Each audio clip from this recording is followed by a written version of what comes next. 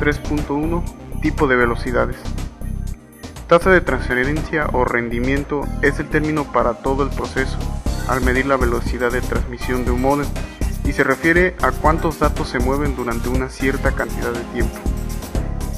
Hay dos clases de cosas diferentes a medir: el proceso digital y el proceso análogo digital. Proceso digital.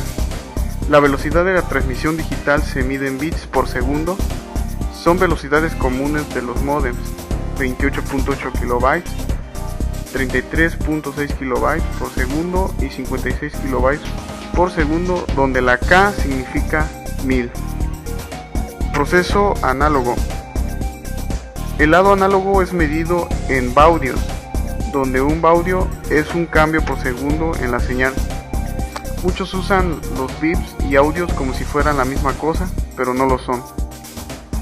3.1.1 Velocidad de transmisión bits. Bits por segundo. Aunque las velocidades de transmisión de los módems son frecuentemente expresadas en baudios, el número de cambio de frecuencia en segundo, ese término ya no se utiliza y en su lugar se utiliza otro más exacto, que es bits por segundo. Otro detalle muy importante en cuanto a la velocidad de los módems es que no solo basta que nuestro módem sea rápido, sino que el módem del ordenador a donde nos vayamos a conectar también lo sea. Si tenemos un módem que trabaja a 2800 bits y queremos comunicarnos con un módem que trabaja a 2400, la comunicación se establecerá a la más baja de las velocidades, en este caso 2400 bits por segundo.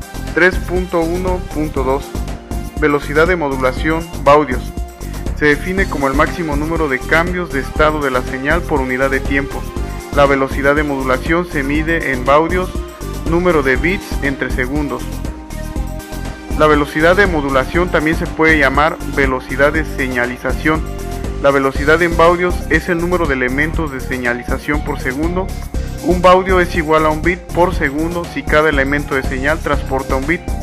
Se usa en transmisiones asincrónicas. Las velocidades de transmisión de datos se miden normalmente en kilobits por segundo.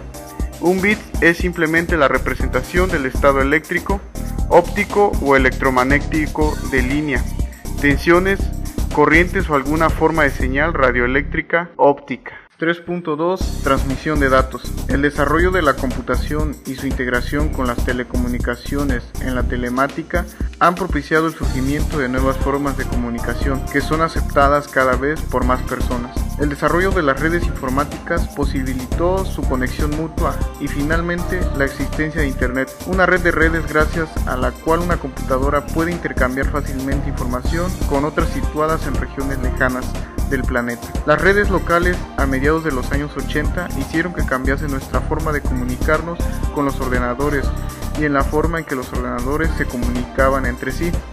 La importancia de las LAN reside en que en un principio se puede conectar un número pequeño de ordenadores que puede ser ampliado a medida que crecen las necesidades. Son de vital importancia para empresas pequeñas, puesto que supone la solución a un entorno distribuido. Desarrollo de las redes. La comunicación entre dos computadoras puede efectuarse mediante tres tipos de conexión. Conexión directa. A este tipo de conexión se le llama transferencia de datos online.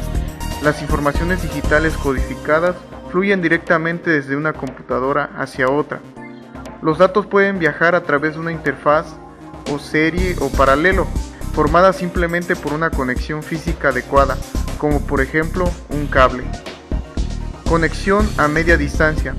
Es conocida como conexión offline. La información digital codificada se graba en un soporte magnético o una ficha perforada y se envía al centro de proceso de datos, donde será tratada por una unidad central u host. Conexión a gran distancia. Con redes de transferencia de datos de interfaces series y módem se consigue transferencia de información a grandes distancias. Medios de comunicación. El cable par trenzado. Consiste en dos alambres de cobre o a veces de aluminio, aislados con un grosor de 1 milímetro aproximadamente. Los alambres se trenzan con el propósito de reducir la interferencia eléctrica de pares similares cercanos. Los pares trenzados se agrupan bajo una cubierta común de PVC en cables multipares de pares trenzados de 2, 4, 8 o hasta 300 pares. Un ejemplo de par trenzado es el sistema de telefonía, ya que la mayoría de aparatos se conectan a la central telefónica por medio de un par trenza. Tipos de cable trenzado. Cable de par trenzado apantallado, como siglas STP.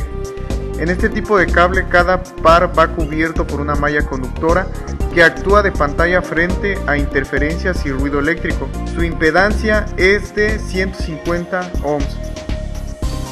Cable de par trenzado con pantalla global, sus siglas FTP.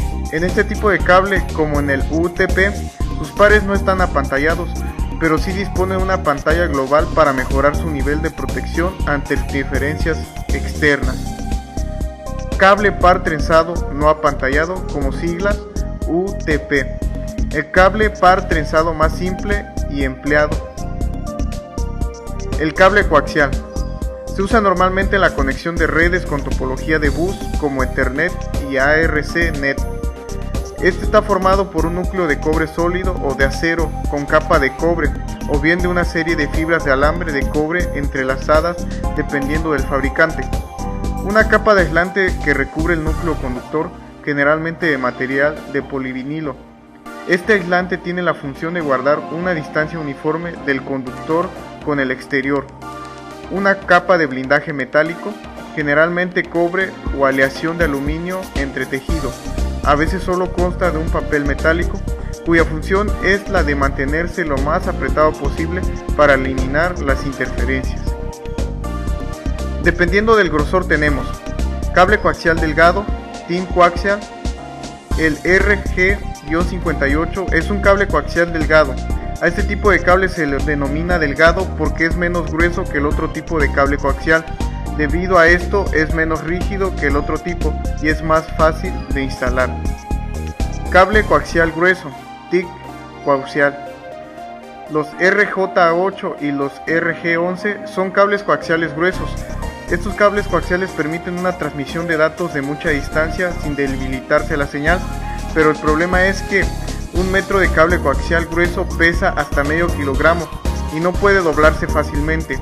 Un enlace de coaxial grueso puede ser hasta 3 veces más largo que un coaxial delgado, dependiendo de su banda que tenemos. Fibra óptica. Estos cables son mucho más ligeros, de menor diámetro y repetidores que los tradicionales cables metálicos. El emisor está formado por un láser que emite un potente rayo de luz que varía en función de la señal eléctrica que le llega. El receptor está constituido por un fotodiodo que transforma la luz incidente de nuevo en señales eléctricas.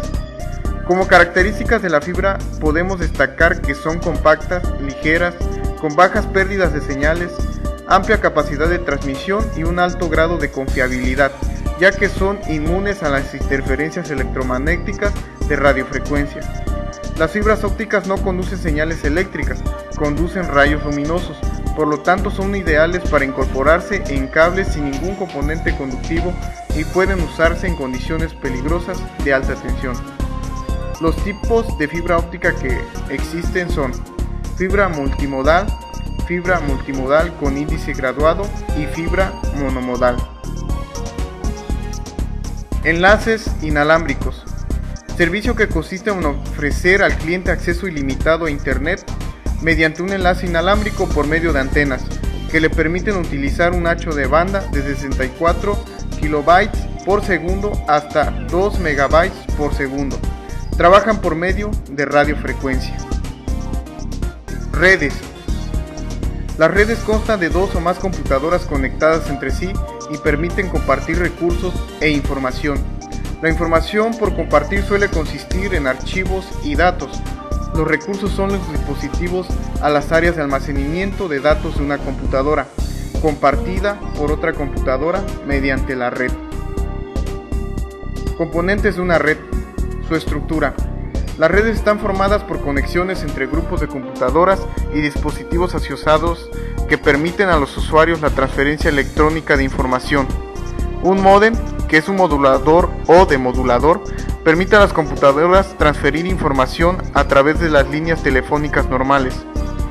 El módem convierte las señales digitales a analógicas y viceversa, y permite la comunicación entre computadoras muy distantes entre sí. Conexiones de red. Una red tiene dos tipos de conexiones: conexiones físicas, que permiten a los ordenadores transmitir y recibir señales directamente, y conexiones lógicas o virtuales, que permiten intercambiar información a las aplicaciones informáticas, por ejemplo, a un procesador de textos. Tendencias futuras. El uso extendido de ordenadores portátiles ha impulsado avances en las redes inalámbricas. Las redes inalámbricas utilizan transmisiones de infrarrojos o radiofrecuencias para unir las computadoras portátiles a las redes. Las conexiones externas.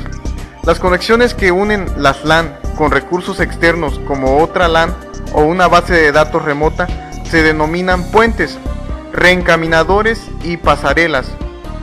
Gateways. Un componente crea una LAN extendida transmitiendo información entre dos o más LAN.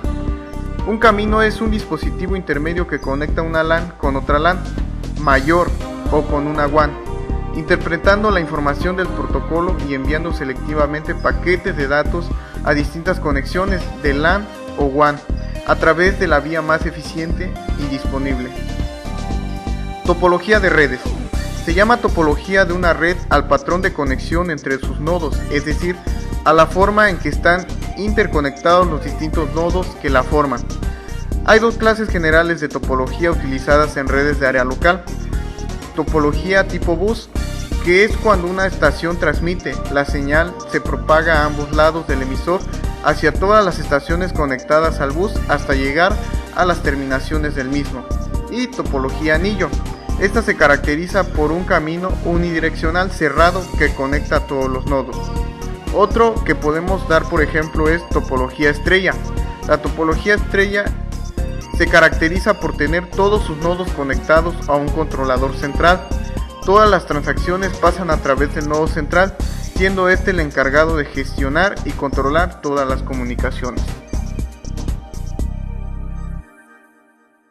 3.3 Dispositivos para transmisión de datos. El módem. Se necesita un dispositivo para traducir entre línea telefónica de tipo análogo y la computadora, que es digital. El dispositivo es el módem, palabra que viene de modular y de modular. ¿Qué es lo que el módem hace? Modula una señal digital de la computadora transformándola en una análoga para poder mandar los datos a través de la línea telefónica. Después, para una señal entrante análoga, demodula la señal convirtiéndola en una digital. Existen tres tipos de módem: los internos, los externos y los acústicos.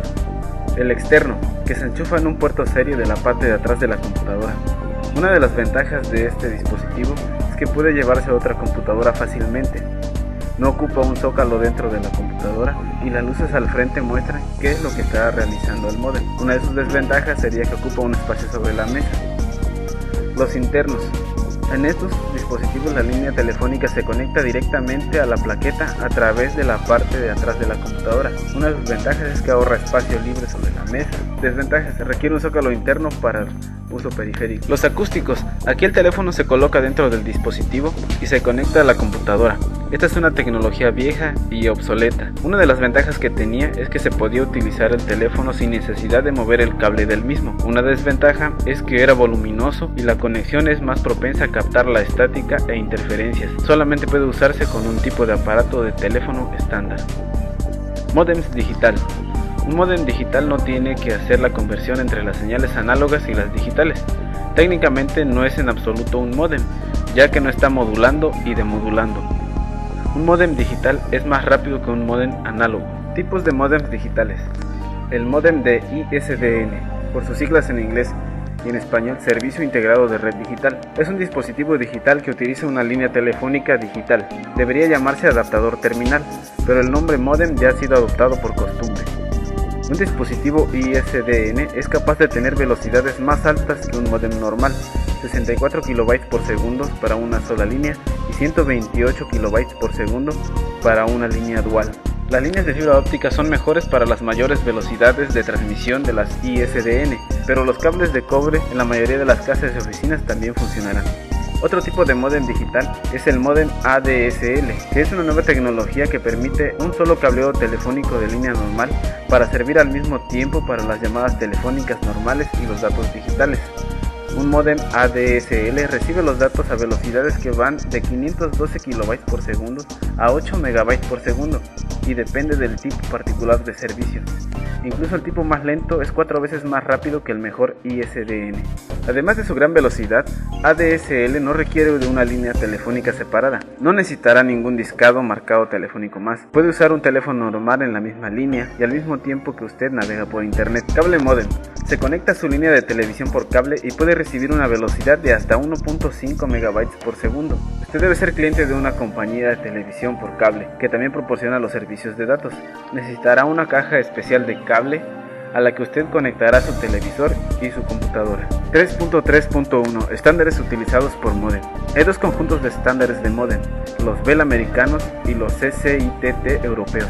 En el momento actual, los módems de estándar Bell no pueden ser utilizados legalmente en el Reino Unido, donde las frecuencias utilizadas no cumplen los requerimientos de la British Telecom.